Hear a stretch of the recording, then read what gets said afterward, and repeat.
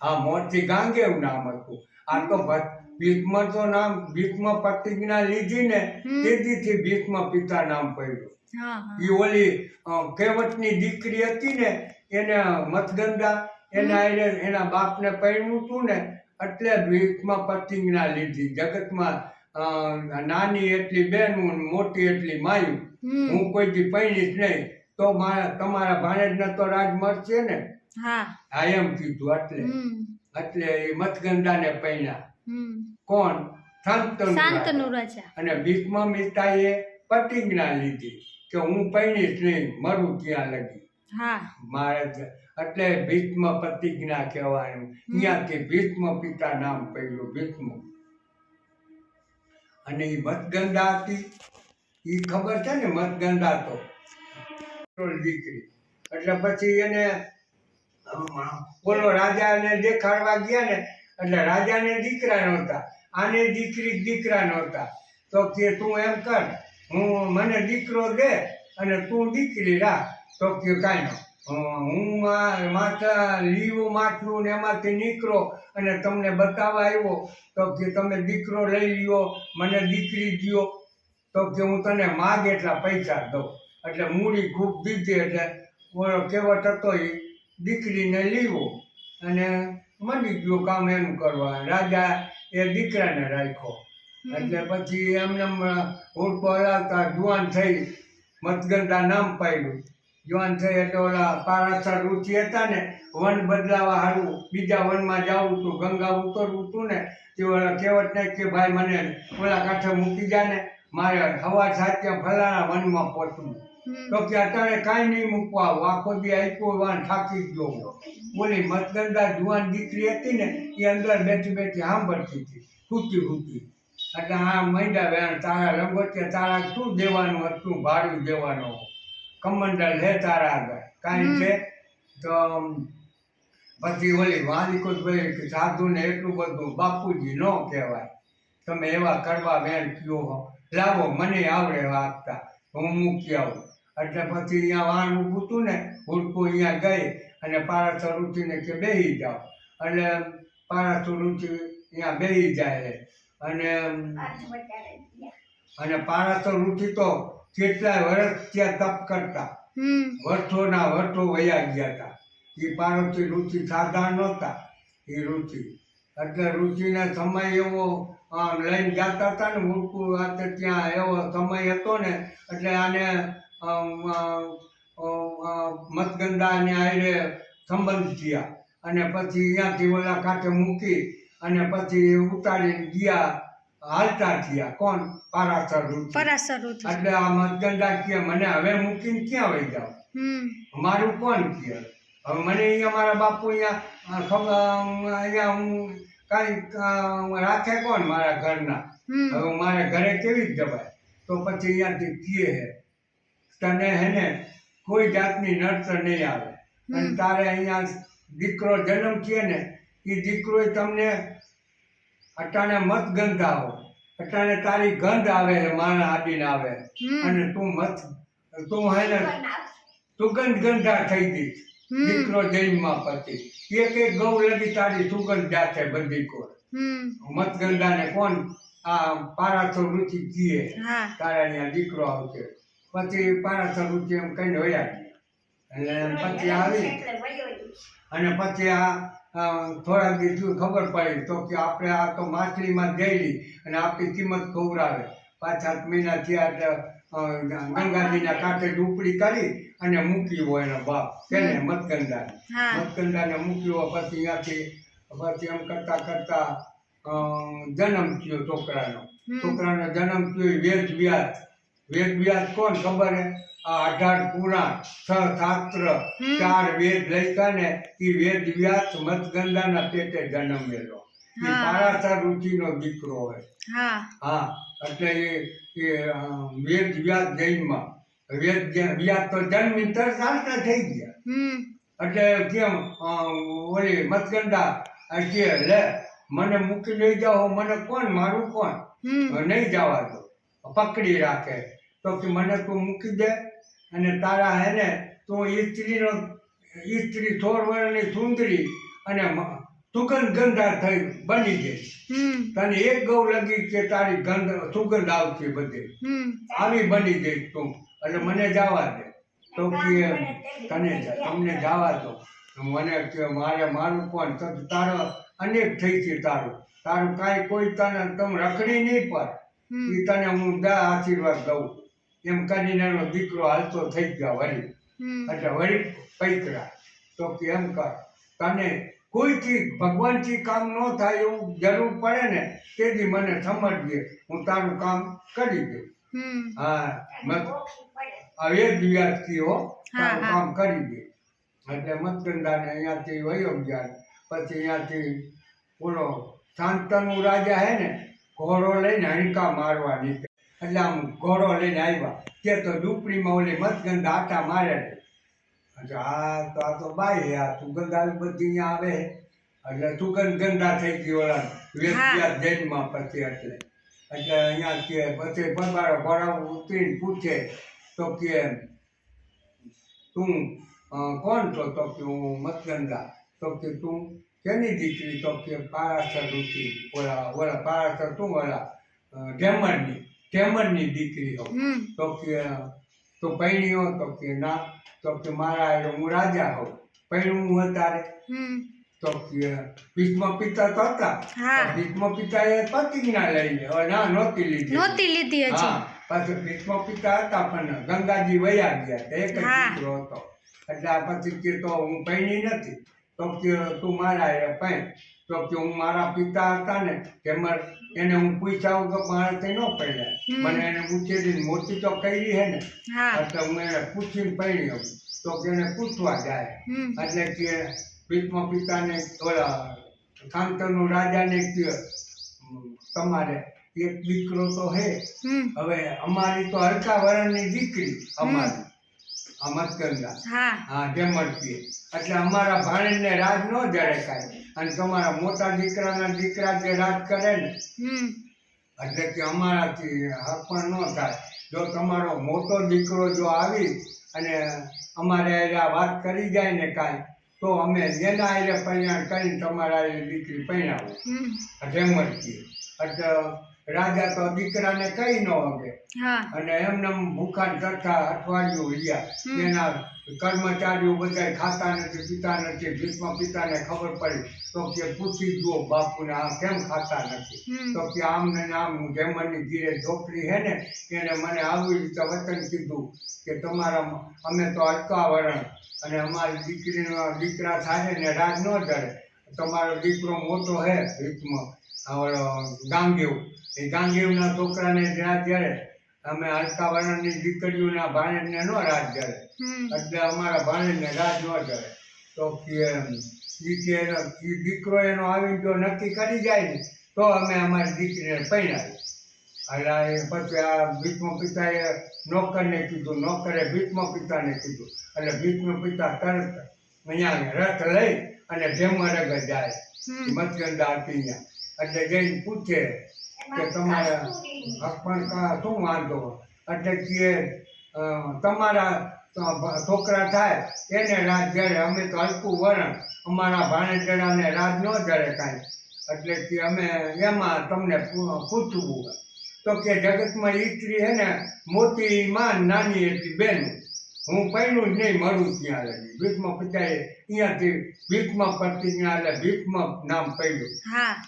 બહુ અઘરું ભક્તિના લીધી. એટલે ત્યાંથી ભીષ્મ પિતા આવ્યા અને કે ભલે આવે તમારા બાપુજી આવે દાન લઈને પૈણી જાય.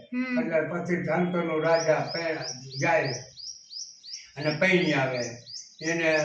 એને મતગંડાને એનું નામ પછી અહીંયા આવીને બીજું જાય. એટલે બે દીકરા થયા પણ મતગંડાની તો બધાને ખબર કે આ તો હલકા વર્ણની ઢેમરની દીકરી હે. મતગંડા ઢેમરની દીકરી. હવે છોકરાને કોઈ હક પણ થાય નહીં. નારદજી આવી અને વાત કરી કેને ભીષ્મ પિતાને. એટલે ભીષ્મ પિતાને કહે જો કાશી રાજા હે ને, કાશી રાજા એની 3 દીકરીઓ અંબાલિકા ખાવાના હે સાઈબર રહેતો હોય. દેશો દેશના રજવાડા આવે અને જે એ છોકરીઓને હારા લાગશે ને એને હાથ પહેરાવશે, એના છોકરા પહેરશે કે તું તારા ભાઈને કોઈ હક પણ થવાના નથી, તારા પિય વર્તના બેના. એટલે કે તું ઉપાડી આવ ને, તું તો તને ક્યાં કોઈ રજવાડા પહોંચે, ભીષ્મ પિતા શક્તિ એટલી હતી. એટલે કે લઈ આવતો કે ના રે ના, એવું પાપ કરવા મારે નથી આવું, ઉપાડીને લઈ આવવું તો ખરું ને. એટલે નારદજી મતગંડા ગયા, મતગંડા હુતી ત્યાં. અહીંયા જઈને કહે કાશી રાજામાં, કાશી રાજા હે ને, કાશીનો રાજા હે, 3 દીકરીઓના સંબંધ હે બેદી પછી તારા કાલે. તો કે તારા ભીષ્મને મૂકને, તારા છોકરાને હકપણ કરવું આવે તો બીજા ક્યાં તને દીકરી દેનારા? આ તો રજવાડાની દીકરી ઉપાડી આવે, તારો દીકરો ક્યાં કોઈ પહોંચે નહીં.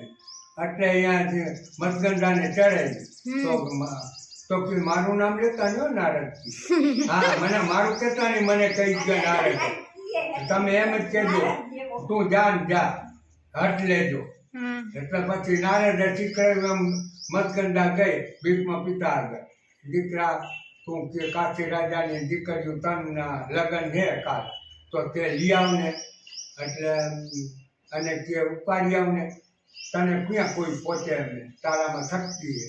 તો કે માં પણ એવું કરાય, કરક કાંઈ ન કરાય. જો કાં તો તું દીકરીઓને લઈ આવ અને કાં હું જીભ કાઢીને મરી જાઉં. હવે આને તો માં હતી, રોજ માને પગ દાબવા જતો. કોણ? ભીષ્મ પિતા. અને ભોયરામાં રહેતા. ભીષ્મ પિતા બારે ન રહેતા, ભોયરામાં રહેતા. અહીંયા મતગંડા ગઈ અને કાયમ હાંજે પગ દાબવા એના આવતા. દીકરો ભીષ્મ પિતા એની માની કોઈને જ રાખતા, સેવા એવી કરતો. એટલે ભીષ્મ પિતા કે હાલો હું જાઉં, તો મરવું નથી તમારે.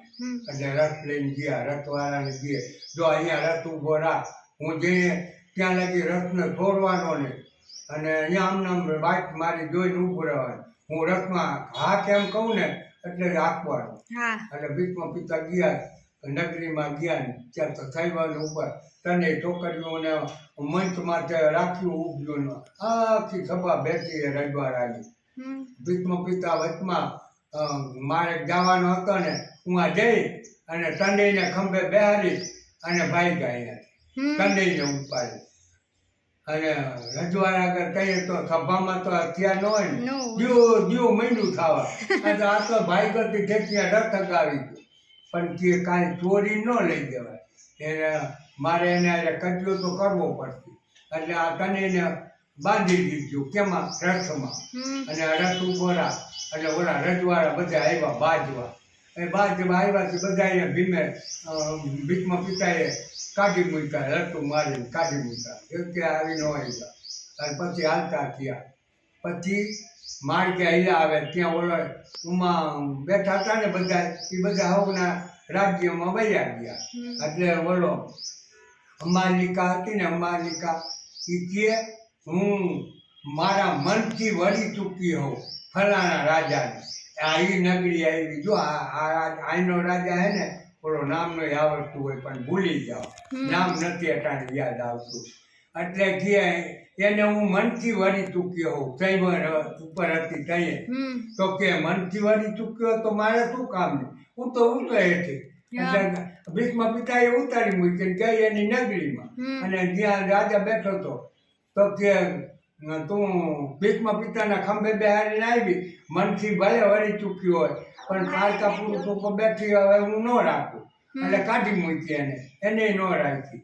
એટલે આવી પાછી રથને આપણી ગઈ. રથ ઉભો તો અહીંયા આવી. એ કે મને ના પાડી છે, તો કે હવે એ તું મનથી વળી ચૂકી હોય એટલે ન હું હવે રાખું. એટલે આ રથ લઈને બે લઈને વયો ગયો, એક દાથી 3 જણાને 3 જણીઓને લઈને વયો ગયો ભીષ્મ પિતા રથ. અને આને ન લઈ ગયા, ન જ રથમાં બેહવા દીધી. પછી આ તો ગયા એના ગુરુ કોણ? ભીષ્મ પિતાના ગુરુ પરશુરામ નહીં ને, એના ગુરુ ભીષ્મ પિતાના ગુરુ દ્રોણ ગુરુ આવડે નહીં ને, દ્રોણ ગુરુ. આ ગોળનું ગુરુ વગર ગઈ. મને કે તમારા ચેલાએ કે ખંભે ઉપાડી લીવો અને પછી હવે રાખતો નથી. એટલે ભીષ્મ પિતા કે ઓલા દ્રોણ ગુરુ કે એવું બને જ નહીં, મારો ચેલો એવું કરે તો હું એને ખેર મારું. બોલું નથી કહેતી કે મનથી વાળી ચૂકી હતી એટલે મને કાઢી મૂકી હે, એ ન કીધું, ઓલું ખોટું જ બોલી. અને પછી અહીંયાથી ભીષ્મ પિતા ને બોલાવે હે, આવે હે દ્રોણ ગુરુના ચેલા, હાલો તમને તમારા ગુરુ બોલાવે. ગયા બે બાજે, કેમ નથી રાખતો? તો કે હું આજે નહીં રાખું, કાલે નહીં રાખું, એ વળી ચૂકી હું ન રાખું, એમ નહીં રાખું એમ વળી ચૂકી એવું ન કીધું. એટલે પછી અહીંયાથી બે જણા બાજે દ્રોણ ગુરુ ને ભીષ્મ પિતા. હવે ભીષ્મ પિતા નો બોરકો બહુ હતા એટલે દ્રોણ ગુરુથી મળતા નહોતા. પણ એક દી એવું મેળ આવ્યો ને કે ભીષ્મ પિતા ને પતી ગયા દ્રોણ ગુરુ અને માથે ચડી બેઠા ને મારવાની તૈયારી કરવા માંડ્યા. હવે મારી જ નાખો, હવે જીવ તો જવા જ નહોતો. એટલે નારદજી આવે ત્યાં. નારદજીને આવું જોતું જ હોય એટલે ગંગાજીએ ગજાય તારા દીકરાને કે ઓલા ભીષ્મ પિતાએ ઓલા દ્રોણ ગુરુએ દબાવી દીધું, હમણાં મારી નાખતી. એટલે ગંગાજી આવીને પગે લાગે અને દ્રોણ ગુરુને ભીષ્મ પિતાને બચાવે અને નોખા પાડે. પછી દ્રોણ ગુરુને પછી ગંગાજી બધું કીએ કે તું આ મારવા તમે બે બાંધવા માંડ્યા, પણ શું કારણથી બાંધવા માંડ્યા હો? તો કે આ ભીષ્મ પિતાને મારે ને તે ઈ બાણ મારે ને એના બાણથી મરે ભીષ્મ પિતા. આગલા અવતારમાં વરદાન મહાદેવ વગરથી મેળવ્યું હતું ને, અને બીજા અવતારમાં જો એ થયો ને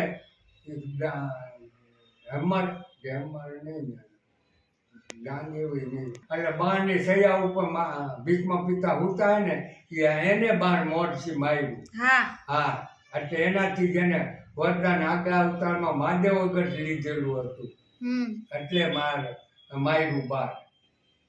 એટલે ભીષ્મ પિતાને ત્યાં એટલે જે ભીષ્મ પિતાને જો પ્રતિજ્ઞા લીધી હતી કે કૃષ્ણ ભગવાન અગર હથિયાર ન લેવડાવું તો હું ગંગાનો દીકરો નહીં, આવી પ્રતિજ્ઞા લીધી. અને ભગવાન કે હું હથિયાર જ ન લઉં. આ લડાઈ થતી હતી ને 18 દીની, એમાં હથિયાર લેવાની ભગવાને ના પાડી હતી દુર્યોધનને કે એક પર હથિયાર વાળો મારું સૈન્ય, એક પર વગર હથિયારે હું. એટલે પ્રતિજ્ઞા લીધેલી હતી, બે વચન દીધેલા હતા. તો કે આજ તો હું ભગવાનને ન હથિયાર લેવડાવું તો ગંગાનો દીકરો ને. ભગવાનને તો આ બધું કરવાનું હતું, પણ ભીષ્મ પિતાને ખબર હતી કે ભગવાનને હથિયાર લેવડાવવો અને ભીષ્મ પિતાને મરી જવાનું, બાણ લાગવાનું. એટલે આને બધું ભેરું કર્યું ભગવાને. બાણ બધાએ માર્યા ત્યાં લગી. એટલે તેથી ભગવાને હે ને સુદર્શન ચક્ર ન લીધું, ઓલો રથનું પહેલું પડી ગયું હતું ને એ ચક્ર ચડાવ્યું. ત્યાં જો ચક્કર ન લીએ તો પાંડવોને ભીષ્મ પિતા અર્જુનને મારી નાખતા હતા.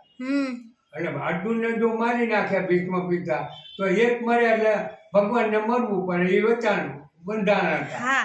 એટલે મરવા તો દેવાય નહીં. એટલે સુદર્શન ચક્રને બદલે ઓલું પહેલે આગળીમાં ચડાવી અને ભીષ્મ પિતા હમું આમ કહ્યું. એટલે હથિયાર લેવડાવ્યા. ભીષ્મ પિતાએ પરવાળામાં ધનુષ મૂકી દીધું અહીંયાથી અને આને માર્યું બાણ. કેવું શીખંડી